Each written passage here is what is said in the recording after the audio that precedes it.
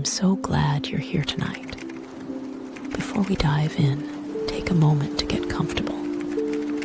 Dim the lights, sink into your pillow, and let your body release the day. If you enjoy these journeys and find yourself drifting peacefully to sleep, please like and subscribe. It truly helps. All right, take a deep breath in and out. Now let me ask you a question. What if you were the only person who never aged? Not a vampire, not a curse, just a quiet, inexplicable fact of your existence.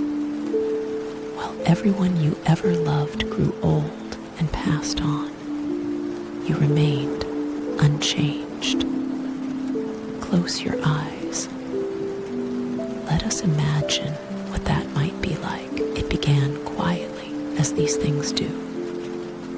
You were born in a small Roman village in the hills of what would one day be called Tuscany. An ordinary child, you scraped your knees, caught fevers, cried when your mother scolded you. You grew up, and then one day you stopped. You did not notice at first. No one did. It happened so gradually. Your friends developed lines around their eyes, their hair grayed, their backs bent. Yours did not. The village midwife said it was good blood. The village priest called it a blessing. You were not so sure your mother was the first. You held her hand as she faded, her skin paper thin, her breath shallow, and she looked at your face, still as young as the day she first held you as a baby, and something flickered in her ancient eyes. Recognition, perhaps, or confusion. She did not ask. She just squeezed your hand and slipped away. You buried her beneath the olive tree she had planted as a young woman. You cried until you had no tears left. And then, in the terrible weeks that followed, you began to understand what you were, or more accurately, what you were not. You were not mortal. You learned to leave. It became a rhythm. Stay in one place for 15, maybe 20 years, and then move on before the questions became too sharp. Before someone noticed that you had not aged a day since you arrived. You walked from village to village, then town to town, then city to city, as the centuries turned. You watched Rome fall. You walked through the ruins of the empire that had birthed you, and you felt something crack inside your chest. Every place you had ever called home was now dust. And still you walked, and so you read. When you have forever, you read everything. You learned Greek, then Arabic, then the languages of the north. You studied medicine in Salerno, astronomy in Baghdad, philosophy in Paris. You sat at the feet of scholars whose names would echo through history, and you knew with a quiet ache that their names would outlast them, while yours would have to be buried and reborn again and again. Knowledge became your only constant. While people came and went, while empires rose and crumbled, the truths you accumulated in your mind remained. Books became your companions when human ones grew too painful to keep in the great city of Constantinople. You found a kind of home. Here, in the crossroads of empires, your agelessness could almost disappear. The city was so old, so layered with centuries, that a person who had seen Rome fall could blend into its streets like another ancient stone. You worked as as a scribe, then a translator, then a tutor to the children of nobles. You watched the city weather sieges and plagues, and the slow erosion of an empire, and you learned something new. That cities, too, could feel immortal. And cities, too, could die. You fell in love. Of course you did. In Florence during the Renaissance, you met a painter, not one of the famous ones, just a woman with paint-stained fingers and a laugh that felt like sunlight. You told yourself it would be different this time. For 10 years, you almost believed it. But then the gray appeared in her hair, and the lines deepened around her eyes, and she began to look at you with something between wonder and unease. You never change, she said one evening, her voice not accusing but questioning. You left the next morning. Before she could ask the question, you could never answer. You lived through wars. You could not die, but you could bleed. You learned that the hard way, a musket ball in your shoulder during a skirmish in the German states, a sword gash across your ribs in a French village whose name you have tried to forget. The wounds healed, always, leaving no scars. You began to wonder if there was a point to any of it, the endless cycle of violence and recovery, the centuries bleeding into each other like watercolors left in the rain. You stopped participating. You became an observer, a ghost drifting through history, watching, remembering, never changing. By the 19th century, you had learned to disappear into crowds. Cities were good for that. London, Paris, New York. Places big enough that no one noticed the neighbor who never seemed to age. You lived in a small flat in a district of immigrants and transients, people who came and went and did not ask questions. You worked quiet jobs, a bookkeeper, a lamplighter, a night watchman, and your thoughts had grown heavy. You carried 2,000 years of memory inside you. Some days, it felt like a gift. Most days, it felt like a library, slowly crushing you under its weight. You crossed the Atlantic in 1887 on a steamship crowded with immigrants. You were traveling under a new name. It was easier that way. A clean break every few decades. A new name, a new city, a new story about where you came from. But as the ship cut through the dark water, you stood at the rail and felt the weight of all the names you had carried, all the lives you had borrowed and then discarded. You wondered if there was a version of yourself, the original, the one born in that Roman village, still waiting somewhere beneath all the layers, still waiting to be truly known by someone who would not age and die. In New York, you tried something new. You tried to build a life you would not have to leave. You found work in a library, fitting, you thought, for someone who had become a library of human experience. You made friends. You attended concerts in the park. You watched the city grow upward, skyscrapers replacing tenements, automobiles replacing horses. And for a while, you almost forgot what you were. Almost. But then the friends grew older. Their children grew up and had children of their own. And you remained the same.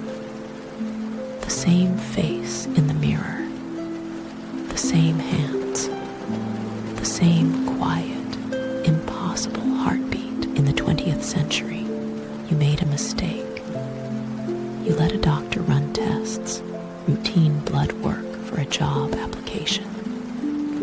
The results came back impossible. The doctor called you back 3 times. Your cellular age, he said, staring at his clipboard, is approximately 25. Your chronological age, according to your paperwork, is 37. You told him it was probably a clerical error. You switched jobs. You moved cities. But for the first time in centuries, you felt the cold breath of exposure on your neck. The modern world was shrinking. There were records now, birth certificates, social security numbers, digital footprints. The anonymity you had relied on for 2 millennia was eroding, and then came the internet.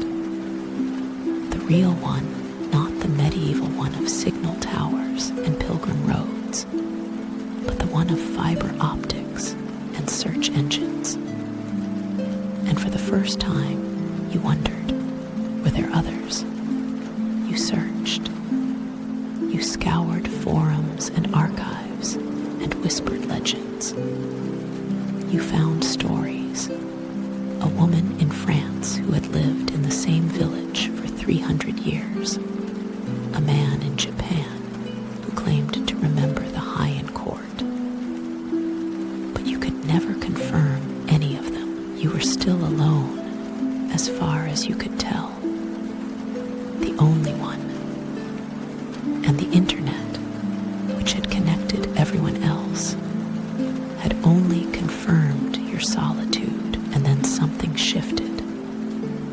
You traveled to places older than you, the red rocks of the American Southwest, the ancient standing stones of Scotland, the mountains of the Himalayas that had been rising since, before anything with a heartbeat existed. And standing among them, you felt something unexpected, relief. You were not that old. 2,000 years was nothing compared to a mountain. The rocks did not care that you had outlived everyone you loved. They had outlived entire species. They had watched continents drift. Standing among them, you felt, for the first time in centuries, young, and so you began to teach. Not at a university, too many questions there, but at a small community college, in the evening program for adults returning to education. You taught history, not from textbooks, but from memory. You did not tell your students that you had walked the streets of ancient Rome, or watched the walls of Constantinople gleam in the setting sun.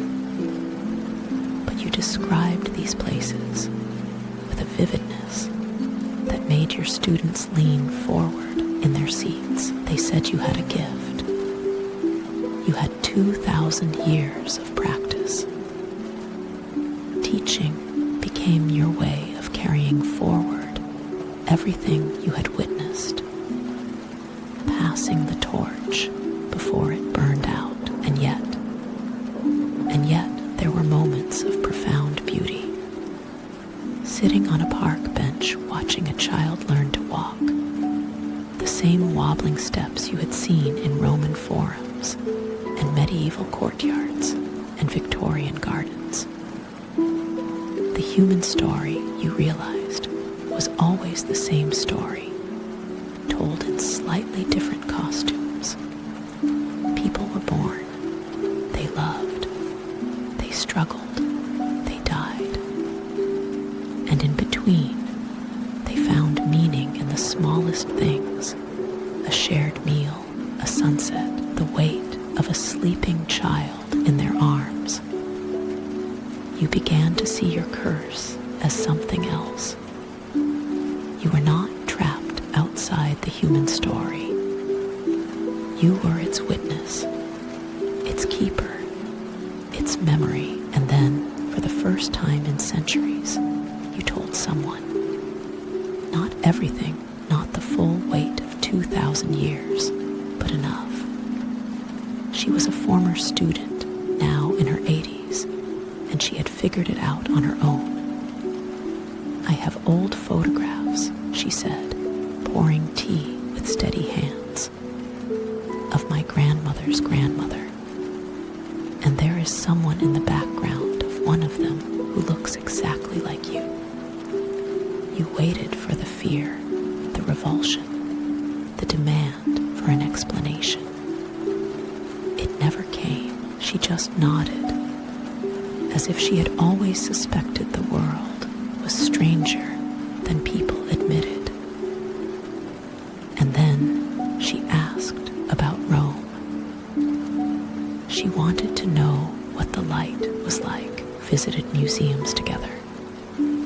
She would point at a Roman mosaic and ask, "Did you ever see one like this?" And you would nod and describe the villa where it had been laid, and the sound of the fountain in the courtyard, and the way the light fell through the atrium in late afternoon. She never asked how you knew. She just listened. And in her listening, you found something you had not felt since your mother held your hand in that dim Roman room nearly 2,000 years ago. You felt seen, not as a curiosity, not as a mystery to be solved, just as a person with a long story, finally being heard. So tonight, as you drift towards sleep, consider this. Every life you have ever touched has left its mark. Every person who passed through your existence, your mother in that Roman village, the painter in Florence, the student who saw your secret and kept it. They are all still here, carried inside you, kept safe across the centuries. Perhaps that is what immortality truly is. Not the endless extension of one life, but the endless preservation of all the lives that touched it. You are not alone. You have never been alone. You are a walking library of everyone who ever loved you. And as long as you remember them, they live. And now, in the 21st century, you walk among us. You ride the subway. You buy groceries. You pay taxes under a name that is only the latest in a long line of names. No one looks twice at the young person with the old eyes. The world has become so crowded, so fast, so full of strangers, that one more unaging face goes entirely unnoticed. And perhaps that is its own kind of freedom. After 2,000 years of hiding, you have finally found the one era where invisibility is the default state. You are just another face in the crowd. And for once, that feels like a gift. And so the journey continues. Not toward an ending. There is no ending for someone like you, but toward whatever comes next. Another century, another city, another name, perhaps another person who will see you clearly and choose not to look away. The world will keep changing as it always has. Empires will rise and fall. Technologies will transform daily life beyond recognition. But some things will remain. The light through an olive tree at dawn, the weight of a loved one's hand in yours, the quiet miracle of being alive in a universe that does not owe you an explanation. You carry all of it forward. every century, every face, every love. They are the true immortality, and so our journey comes to a close. As you drift off to sleep tonight, let the image of that solitary figure walking through centuries, carrying love and loss in equal measure, settle into your mind. We are all, in our own way, travelers through time. Every wrinkle is a road we have walked. Every gray hair a story we have lived. Every heartbeat a connection to those who came before us and those who will come after. Thank you for spending this time with me. If you enjoyed this journey through the long, quiet corridors of an impossible life, please subscribe and join us again tomorrow night. For now, let your breathing slow. Let your thoughts dissolve. And know that as you sleep, you too are becoming part of a story that will outlast you, carried forward in the memories of those who love you.